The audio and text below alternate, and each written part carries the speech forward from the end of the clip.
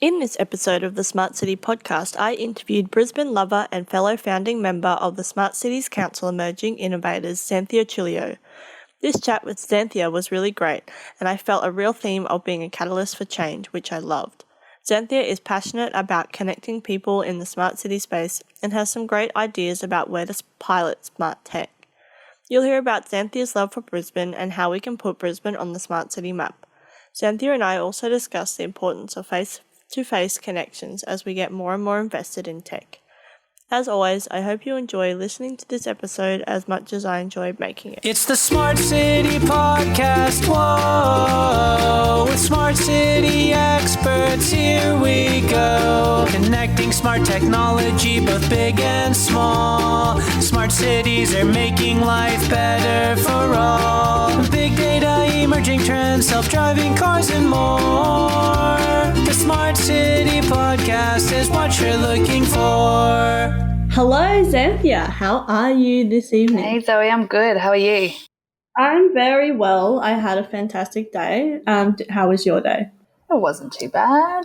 That's good. Good to hear. Well, let's just jump straight in. And can you tell us a bit about your background and what you are passionate about? Yeah, so my name is Zanthea and I am born and bred in Brisbane. I have a degree in urban and regional planning from QUT, Gardens Point, represent. And it's basically in Year 12, I was sitting with my QCAT book, whatever it was, with all the university degrees, and basically went through that and was like, what am I going to do with my life? And I opened it up and urban planning jumped out at me. So that's how it led me to that degree. But the underlying current that I think really actually made me do it was the fact that I like to connect with people, and it was an opportunity to I guess perfect my SimCities abilities, I thought back in the day, because I was a bit of a guru on that. So it was all a mixture of things. So green-eyed, went into to the degree and loved aspects of it, but also didn't like a few things that urban planning degrees contain, such as just general DAs and having to put them together and assess them. So came out of my university degree and decided to travel. That was really strong for me to do, and spent a year in Canada and really enjoyed that. So always the passion to be around people, to connect people, about the environment and about cities was always there. But it wasn't until I got back from traveling where I really explored that in a professional sense. And I've worked in local government at Logan City Council and Brisbane City Council, as well as private town planning firms. And I am now currently in a healthcare job where I'm a community and stakeholder engagement officer. So I've kind of gone a bit full circle on the town planning thing and just followed the connecting people. And but I'm very, very passionate about how our cities can improve. So I'm still got my foot in the door with the planning. Yeah, awesome. So tell us a bit about what sparked your interest in smart cities. Yeah, so scrolling through LinkedIn, as you do, as a very confused professional about your career, I stumbled across Adam Beck's profile, and his profile obviously has a smart cities and coordinator for Australasia. So that piqued my interest, and I, as you do, invited him to come out for a coffee, because just his title, just the whole industry that he was working in, and then looking into his green council history, just really aligned with what I was looking for at that time. And we sat down, had a coffee, and it was just a really nice chat about inspiring chat, really, about where we want cities to go. Like, what do I want to see for my future, and how can that really play out? Because we are shaping the future, and we need people like Adam to help us, but we are the ones that are going to be the decision makers, and we need the history, and we also need the passion, which I think we have in droves. So it really connected, and then that opened me up to meeting Nick, who was our national coordinator, who then the rest is history, right? Smart Cities Emerging Innovators. We got the name. We got not just we. Sorry, this is a group of founding members that you know about, obviously, Yep. and just grew. And I know that cities can be seeing it from both sides, and the private and public sector can be developed in a better way, and can be change is needed. Change is inevitable in this industry, and I don't want to be left behind because, to be honest, it's not necessarily keeping young professionals inspired to stay in the profession how it's going at the moment. So this is what Smart Cities means to me. It's a new start. It's an opportunity for a change. It offers a lot more than what is currently out there.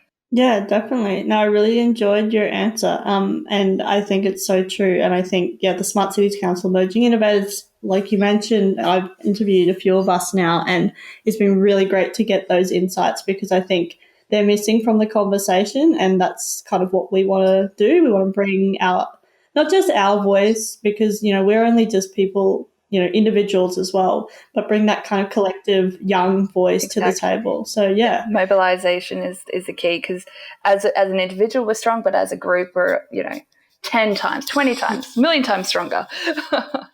Definitely. Yeah. So you talked a little bit about your interest in, connecting people. Are there any specific technologies that you would like that you have explored or anything like that, or are you mainly focused on concepts? Or the concepts are great. I do actually really love virtual reality, and I know that that's been definitely done and tried, and especially in the planning industry where you can actually. Well, what I found on the council side of things, you would get a lot of complaints or feedback from people who just didn't understand what was going on. So by having a virtual reality functionality, you bring them to the party. They know what's going to be happening. They know that people can't see into their windows, that the neighbours aren't, just that development isn't going to be as bad as they think. So it's a great way. It's a great tool to showcase that development in a better way. It could also, keep the developer honest, which is always nice too. Virtual reality is definitely something that I really like. Fly-throughs could be done better. That's a technology that could be improved. More just general apps. I really enjoy app creation and what that can offer, especially smart city. Just when you're traveling, to know, where the best. Well, this has all been done, so where the best eatery is. It's great that is available on your phone. So, we can build on that. So, yeah, just keep. Not one in particular. Well, virtual reality, but like nothing too high tech that I'm aware of. It's not really my strong point. I do like the more tangible things. But yeah, relationship building is my thing, but that's where I think virtual reality can assist in that. Yeah, definitely. I think virtual reality has such, amongst many, many, many other things, community engagement is huge. And I think we're behind the times already. Yes, with not using exactly. Like, we're now getting digital platforms for community engagement. Yay, we have a Have Your Say page or something like that. But really, we're not getting the people that the ones that we need on board, or that would really make a difference to that overall project success. So it's. Yeah, it can be way better. If there was a QR code on the impact development sign that's outside the property, if that could then take you straight through to a virtual reality video or something, that would be cool. The opportunities are endless. Hey. Yeah, definitely. So tell us a little bit about what kind of things you're working on at the moment or are interested in. So it's not really smart cities though. I have a few things that are going on. Actually, I'm looking to start a zero waste or plastic reduction idea where in Queensland we are banning single-use plastic bags as of July 1st. I could be wrong on that, but around July. And I would like to be a catalyst for people for awareness of this. So that can be through a tip sheet on how to be more eco-friendly in your shopping habits. And that would be through connection with technology and ultimately, reduction on car usage, encouraging public transport, very easy stuff, but maybe you can tie it into this new movement that's happening with the zero waste ideal. What I'm currently working on at work is about a digital record for everyone's healthcare. So that's really interesting, but I also see a lot of flaws in that. A lot of people are very dubious about all their records being online due to hacking and all the rest of it. So, I'm involved in a few things. What else is inspiring me right now? What about the Smart City Council Merging Innovators? Do you want to tell us about what? Yeah, so we're part of Queensland chapter. So we have Zoe, the Queensland coordinator, and I'm assisting her. And then we have a few other founding members, and we are going to be having an event very soon. And we've got a lot on the plate in terms of the Smart Cities Week in October in Sydney, which we're really excited about to get a lot of really key professionals in the room to have a discussion about really hot topics that we feel need to be discussed now and in the next, year to 2 years' time that we want to address. I would, love to develop some kind of speaking point around that. That can really help local government as well as business. Yeah, I've got a few things. It's just hard to really give you a good snapshot of those right now. They're all over the place. No, I think you did a really good job of giving us a snapshot. And I think, there's lots of interesting, cool stuff that you're working on. And so diverse too, which is all like what Smart Cities encompasses. So, exactly. Like there's no Smart Cities degree, so we've all come from somewhere and we all bring our own flavour to it. That's another thing that Smart Cities is really we're not just wanting planners, the emerging innovators in particular, task force under Smart Cities Council.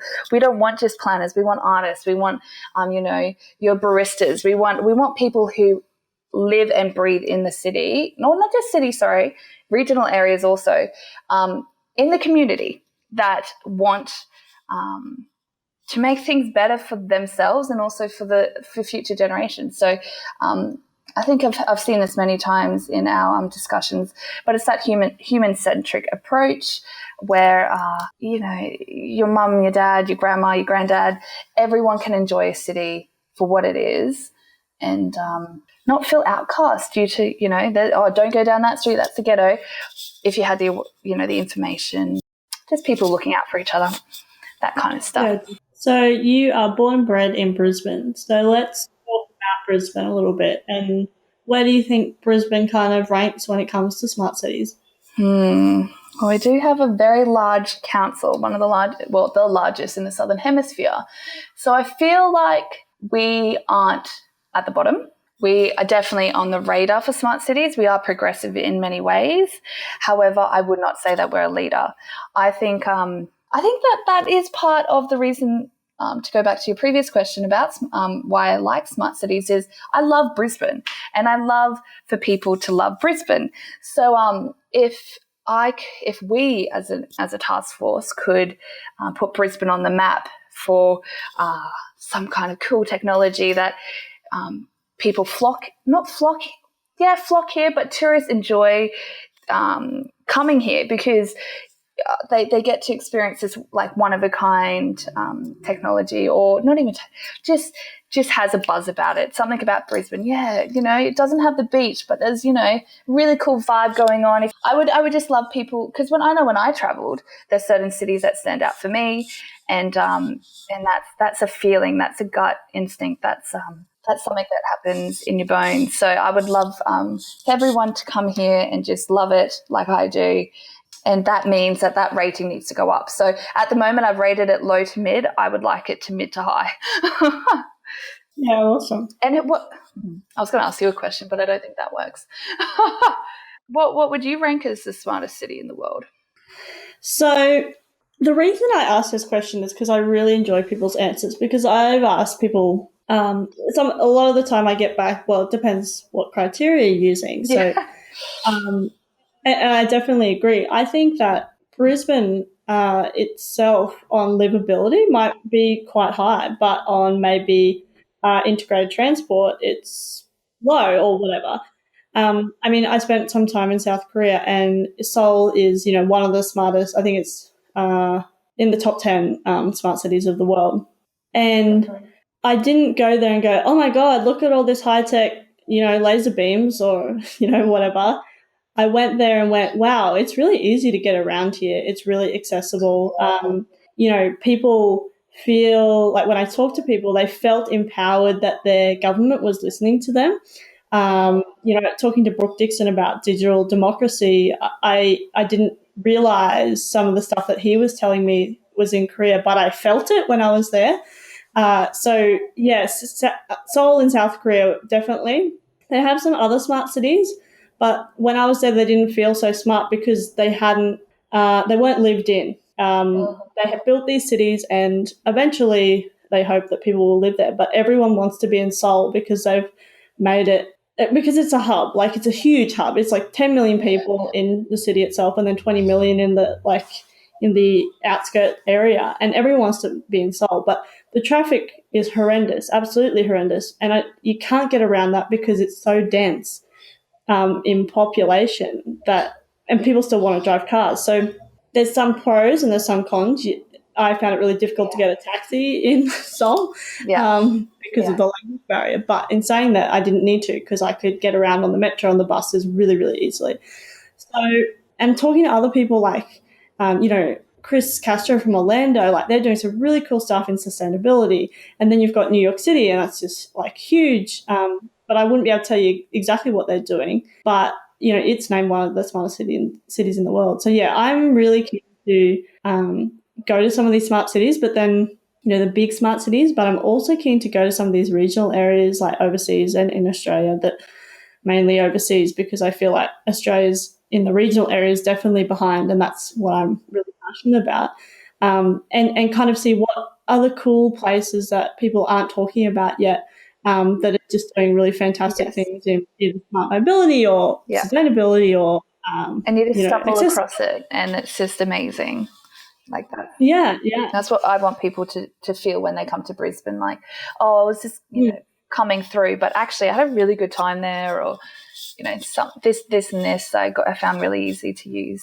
It would be cool. Yeah, definitely. And I think you hit the nail on the head there, where it's not a checklist of like, oh yeah, well, the Brisbane had A, B, C, D, and that was really great, so I'll sign it off as a smart city. They come here and they come to Brisbane, go to Brisbane and go, wow, I felt really good when I was here, and I could get around, and this was really exciting, and this was really fun, and there was culture, and there was, happiness and joy, and, all those things that we want. And I felt safe is another thing, and I felt secure. Exactly, which is all a byproduct of a smart city. So a city that, is accessible, it is livable, it is all these things. So, yeah. Awesome. Well, the next question is, where do you think good places and cities are to kind of pilot this smart technology? Oh, shivers, got me on the spot. So, what comes to mind? Cairns. I feel that Cairns would be, yes, because they've got a really, really active community, because everybody relies on the reef. So you have a community that is engaged. You have a community which is keen, like, are adopting changes at like ridiculous amounts. They with the research that I've done behind the waste, zero waste, and changing to bags that are sustainable, is that Cairns is a leader in all things environmental and sustainability, because like I said, they want the survival of the reef. They also have the farming industry, which they are being really progressive in how they face that, because they don't need that. They rely on that industry too. So it's this dichotomy of environment and industry, which they've been living with for a while, which I think that makes a really good ground for trying new things, because they would want, if it was to do with the environment even, or just any smart city technology, I really feel that they would be pretty onto it. They're progressive. Smart technology, what do you mean by smart technology? Just anything in general? I guess smart city technology, but I actually sometimes change this question to smart city concept. Okay. So, I mean, it's small enough too. And the regional council is extremely progressive, and they have really good relationships with the community and existing relationships, and they would I think that they would be able to get it off the ground with the capacity building that they've already done. So it'd be a pretty smart move, or smart, pretty easy option, I think. Yeah, cool. No, I love that answer. I've only been to Cairns once, and I really enjoyed my time. I was only there for 3 days, but I felt the vibe, the sunshine. And it's not a large city where you could get lost, like some technologies can get lost. I think that you would have a really good dissection of an Australian community. Yeah, I agree. I really like that point as well, definitely, because we went to all kind of different areas when we went to Cairns, and it was really awesome to see that diversity. Diversity definitely has that. Awesome. Well, okay. My next question is, how can we best integrate across different disciplines, governments, and industries? Speaking of diversity, the $1 million question, Zoe. It is all about communication, and none of those three things communicate very well.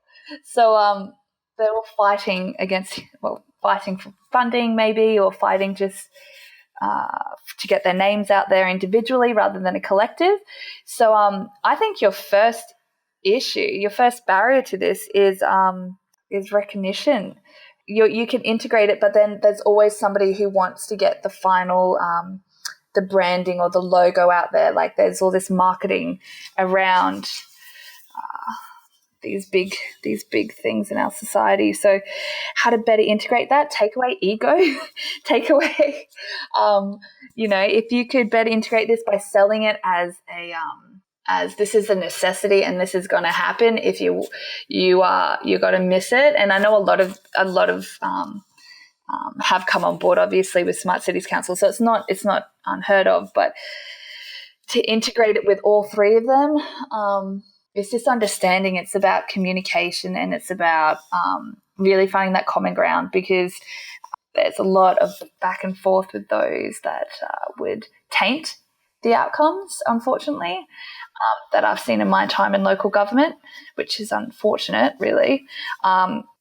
There's political agendas that are going on, so maybe you need to first start with getting your politicians on board to integrate across those disciplines, government and industries. No, I think that's a perfect answer. I totally agree. I think communication is key, and I think what you're saying there is like pulling away those vested interests and just coming at it as this isn't an option. This is a necessity that we need to move towards a smarter city or a smarter region or a smarter community. Yeah, exactly. So, it's that's a tough one. Yeah, and I don't think it's a one size fits all. It'll be different. But I think your point of, first of all, we have to acknowledge that there's an issue, I think is really key, and I like that. So do you think that Brisbane can become leaders in this space? 100%. I think that Brisbane, it's a massive commitment, because they do have a lot of different fractures in their council. But I'm just talking about Brisbane City Council. I'm thinking that they would be the person that you would target here. And they can get that, if they can get it together, I think that they can be a leader. I think that there's a lot of passionate people in that council. There's a lot of good work that's going on that can be integrated into our principles and what we are wanting to achieve in general. And there's a lot of money. Let's be real. Like Brisbane City Council has money, so they have been focusing on innovation and smart cities will come out of that. They do have a few planet sessions, so they definitely have the potential. I can see them. They just got to really solidify what that direction is and what approach they want to take. But once they do that, I think that Brisbane can be put on the map. We need people. We don't have a beach. We don't have certain things that draw people in. We don't have the Opera House. We don't have those things. So if we can create a city that has, well, Melbourne does it, of course, with the laneways and the trams. But if we can create our own flavour through smart cities, we will be leaders, 100%. People will come along. Yeah, definitely. So this is a tricky question, but what are the emerging trends that people aren't talking about at the moment? Emerging trends. How addicted we are to our smartphones, and the fact is that face-to-face connections are going to be more valuable and more meaningful. So how do we foster that in a smart city, I think is something that we need to think about, because, we can talk about tech all we want, but mental health is not good at the moment because of it. So how are we going to find a happy balance with being progressive and being all these fun things, but also having that meaningful connections with people? So it's a very fine line we walk here, because robots and AI and all this stuff is great, but I just love like going to family dinner with the people I love. Is that going to replace that? Is that going to replace going down to the coffee shop and just sitting there and enjoying being around people? Are we just going to start hating each other? Like that's something that is concerning if we are going to rely heavily on technology. We take out the human, and that's why I know I've seen it in many of your podcast quotes that everyone loves that wants to bring back the human-centered approach. So we've really got to be conscious of how much that happy medium it's going to be hard. But no, I love that. That's a great answer. So I really only have one last question, which is, how can people connect with you? I can be connected through the Emerging Innovators. What's our general email? Actually, no, I'll give you mine. It's Zanthea.Chulio, Zanthea.Chulio, CHULIO @gmail.com. I'm happy to be emailed about anything that you might have heard that you want to hear more about. So I'm also on LinkedIn, Facebook, probably not Facebook. I'm actually a bit of an alias on that. So technology. I'll put links to your email and LinkedIn in the show notes, and people can connect with you there, as well as through the Emerging Innovators, which I'll put links to in the show notes as well. Yeah, connect. I want to start this conversation. I love it. Yeah, awesome. Well, it was so great to talk to you this evening, and it was just great. I really loved I loved all of your answers, but particularly about how Brisbane ranks, mainly because you asked me a question and I got to talk about things. I love talking, right? Good places to pilot smart city, like Cairns. That I really enjoyed hearing about Cairns for sure, and definitely that we need to make sure that it's a fine line between that human contact and technology. So it's been really awesome. Thanks, Zoe. I look forward to hearing more. Yeah, and I'll talk to you again soon. Okay, thanks. Bye. Bye. It's the Smart City Podcast. Whoa. Thanks so much for listening to the Smart City Podcast. Show notes for this episode and all other episodes can be found at thesmartcitypodcast.com. If you have any questions or comments for me or any of my guests, connect with me via email, zoe@thesmartcitypodcast.com, or via the socials. I'm on Twitter and Facebook @SmartCityPod. As always, I hope you enjoyed listening to this episode as much as I enjoyed making it. Smart City Podcast is what you're looking for.